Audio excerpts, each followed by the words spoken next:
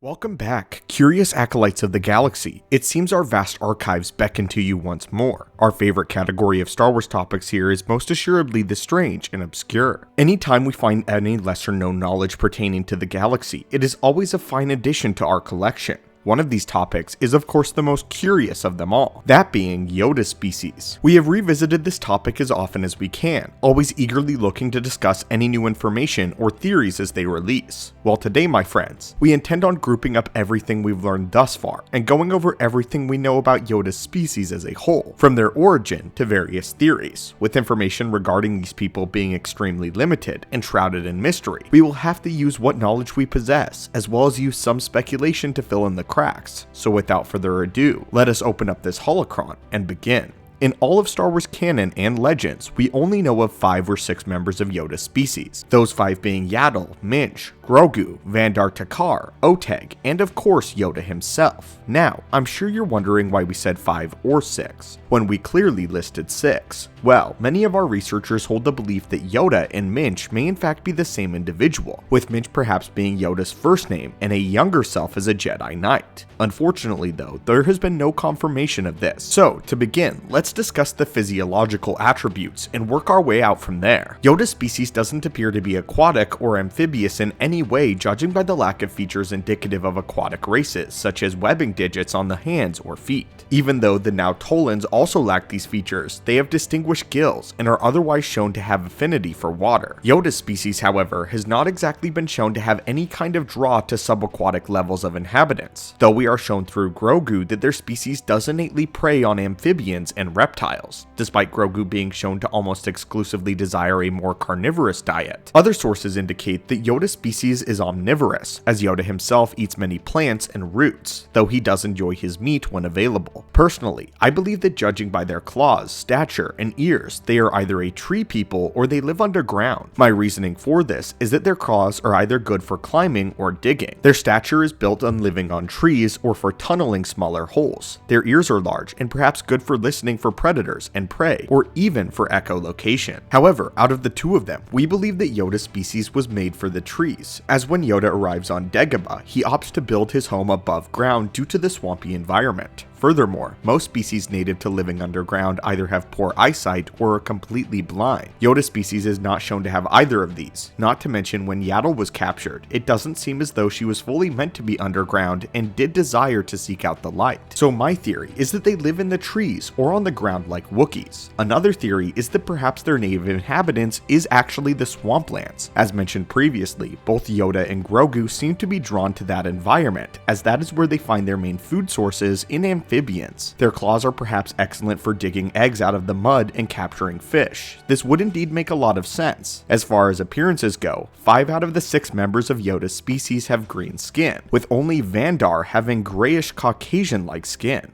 Most of Yoda's species hair is shown to be white, with some being bald, Minch's being brown, and Yaddle's being red. The next very notable thing about the species is that they live for an extremely long amount of time and are innately force sensitive. Yoda's species lives for an exorbitant amount of time, similar to the Hutts. While we aren't sure of the maximum scope of their lifespan, Yoda was considered to be venerable and died around the age of 900. Whether it was the force sustaining him or not, we do not know. However, we do know that their species as a whole ages much slower than other beings in the galaxy. Grogu was 50 years old despite being just an infant. But with this, we learned something else deep about Yoda's species, that being how their age rate is very different than normal. Yoda states to Luke that he's been training Jedi for 800 years. Having died at around 900, that means that Yoda would have had to at least been a Jedi Knight by the age of 100. This means that Grogu only has another 50 years before he should be capable of walking around and speaking like an adult. However, if he is still an infant to age 50, then at this rate of growth, the math does not add up. My theory is that Grogu and the rest of Yoda's species hits something of an accelerated growth spurt when they reach past the age of 50 or 60. This can be the only explanation for the math of their ages to properly add up, because it isn't like Yoda was teaching other Jedi Padawans as a literal toddler. Either this, or Grogu has been somehow put in some kind of stasis since Order 66, and his aging has been highly belated. Each of Yoda's species that we know of exhibits powerful levels of force sensitivity that errs on the light side side specifically, it is safe to assume that every member is Force sensitive at birth, a prospect that, while very rare, is not entirely foreign to Star Wars lore. There are a handful of other species that are all Force sensitive, such as Mace Windu's species, known as the Korhu Nani from the world of Haran Kal. But it seems that not only are they Force sensitive, but very powerfully so. Yoda, Yaddle, Grogu, and Minch have all shown to be incredibly strong with the light side of the Force, with Yaddle actually progressing straight from Padawan to Master rank after her 100 years in captivity. During this time, she received no further training than what she already had, and did nothing but meditate and receive power and knowledge through her own focused thoughts. It was as if the Force itself was teaching her as she was imprisoned. Her attunement with the light side was so strong, in fact, that she contained several Force abilities that were extremely advanced, such as Mochiro, the ability to slow another being's bodily functions until death if desired, Terminus, also known as Force Absorb, and Force Light. Minch was able to single-handedly destroy an incredibly powerful Dark Jedi Master, even though she was only a Jedi Knight, resisting the temptations of the dark side whilst doing so. Not to mention Grogu, who has been shown to be able to Force Choke, Force Heal, and use telekinesis on the level of stopping a raging Mudhorn and halting a jet of fire. Grogu also seems to be capable of telepathic communication with other Force sensitives. Yoda's own feats in the Force, though, need no explanation. The home planet, along with the name of Yoda's species, has been kept entirely under wraps by George Lucas himself, not wishing to ever disclose it. Even Yoda in-universe refuses to disclose the location of his homeworld to the Jedi, despite them asking multiple times. His reasoning seems to be that his people are peaceful, and he knows that the Republic will want to bring them into the fold, and his people just are not ready for this. The only slight piece of information we have is an unreleased trading card that depicts 5 presumably male members of Yoda's species, all gathered around some sort of altar bearing a statue of their species.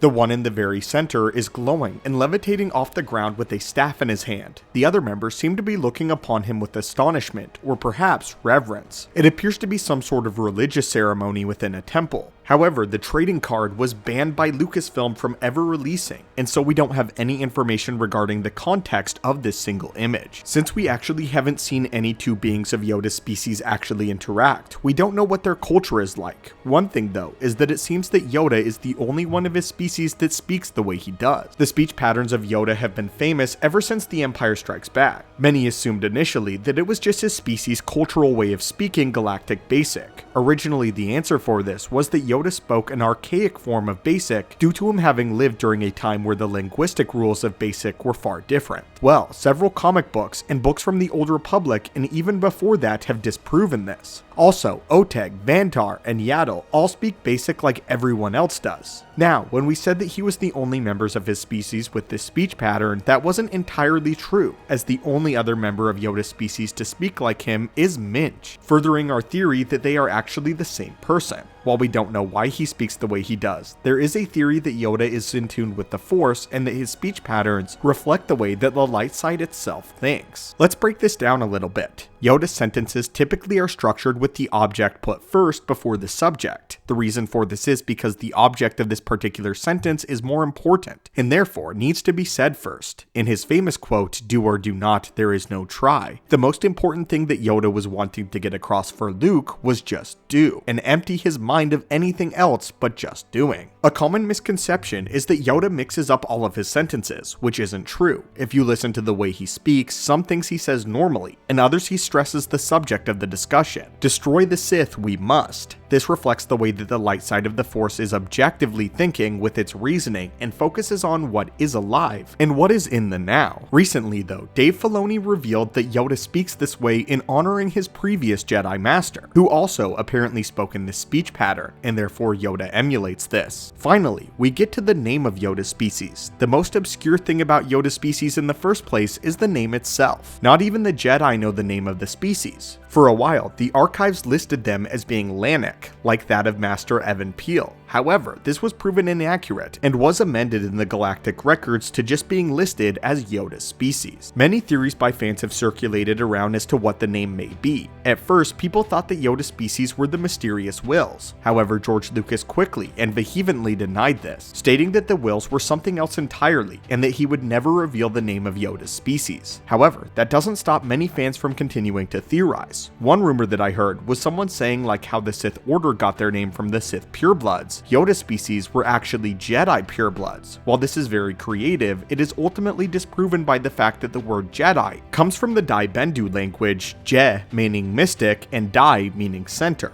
One of my personal favorite theories is that Yoda species is actually called Yoda, and Yoda took on the name to not only secretly represent his species as a whole, but also to further throw off any attempts to locate them. An addition to this theory suggests that Yoda is the term for the males of the species, while Yaddle is the term for the females of the species. This suggests that both Yoda and Yaddle agreed to publicly present themselves as these terms since they were the only ones in the galaxy of their species that were going public. While this theory itself is very awesome and would align with Yoda's rather cheeky nature, I am not too certain that this theory holds water, as in several comics, Yoda refers to himself by this name in his own thoughts. Well, my friends, if you've made it this far, then I congratulate you. I hope you enjoy these deep dives, even if the information is very scarce. Though now, what we want to know is, what are your theories about these greater mysteries revolving around Yoda's species? Are there any that you've been wanting to share? And until next time, my friends, may the Force be with you, and I hope that you have a great day.